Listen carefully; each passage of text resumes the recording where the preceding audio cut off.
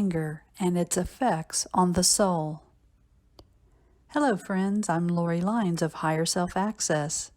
I am a QHHT Level 3 practitioner, board-certified clinical hypnotist, intuitive, and inspirational medium.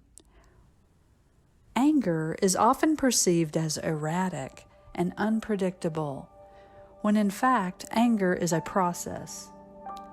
It can be both adaptive and maladaptive, but either way, there is a formula. It all begins with an event that triggers the anger, something that could be inconvenient, frustrating, hurtful, disappointing. The list goes on. We've all been there before. Next, there is the mental response, how the occurrence is perceived. For some, it is pretty simple, such as, they keep cutting me off when I am speaking, and I feel disrespected. For others, negative and at times irrational thoughts are elicited, such as, they cut me off because they think I'm stupid, or they don't love me enough to hear me out. The emotional response follows. Once again, there are two primary courses anger can take. The more objective response, that hurt me, or I'm annoyed, or an emotional reaction activated by the negative thoughts.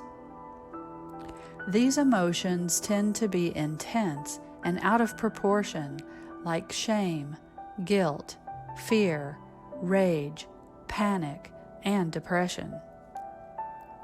These intense emotions often influence both the spiritual and the physical body, leading to bodily tension and spiritual disconnection from divine purpose and universal harmony. This disconnection from the higher self and stabilizing force of the physical plane detract from the path of self-actualization and ascension. This type of fury leads to what is known as open aggression, expressing itself as screaming, accusations, blaming, harsh criticisms, and emotional manipulation.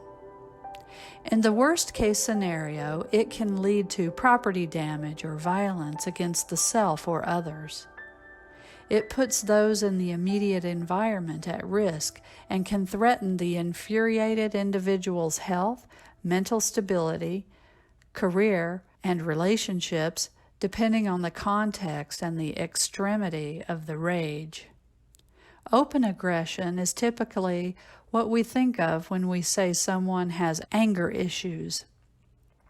But there are those whose anger issues are rooted in not being able to express anger at all.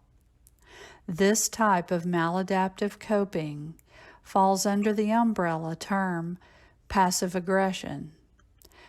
Passive anger can look like sulking, subtle digs at others, and shutting down. What many don't realize is it can also look like grief and depression. Frequently, people have been punished for displaying anger, struggle with abandonment, or suffer from emotional disconnection, fall into such patterns. Whether outwardly volatile or passively despairing, anger is often rooted in trauma. Going back to the negative and irrational thoughts that a triggering event can evoke, these thoughts are elicited from the inner child and wounded self. When emotional responses lead to maladaptive anger, either grief or rage, we are not reacting to the event itself. We are responding to the traumatized parts of ourselves that are triggered by the event. Disproportionate sadness masks anger, and that anger disguises trauma. As such, anger and grief persist as long as there is trauma to repress. To heal excessive ire, we must uncover, acknowledge, heal, and release the trauma that necessitates it or risk being trapped in a toxic cycle of grief and rage. But how do we do this? When we encounter an anger-triggering event, we must explore the thoughts that arise between the event and the emotional response. What is the source of the anger?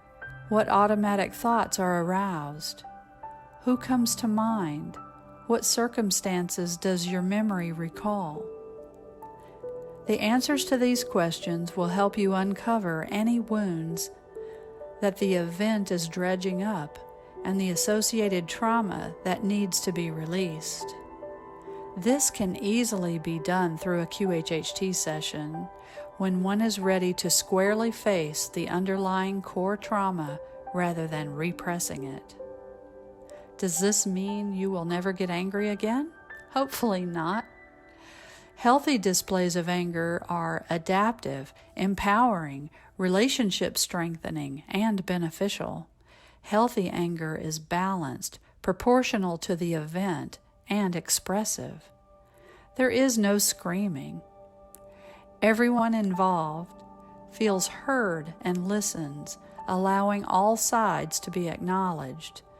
No my way or the highway energy. All parties can be impassioned while remaining patient and, above all, non-aggressive in word and gesture. Healthy anger, in short, means you may express your irritation and your frustration and your hurt or disappointment with someone or a situation without losing control or losing sight of the real issue at hand. Interestingly, healthy anger can often play a pivotal role in healing and releasing trauma. They say for every minute you are angry, you lose 60 seconds of happiness. Unhealthy anger blocks the blessings joy, presence, and love can create. On the path to self-actualization, anger is a towering, gnarled tree in the middle of the road. You must remove it by the roots to ensure it never again casts a shadow on your light. Thank you for listening. I wish you love and truth. I am Lori Lines.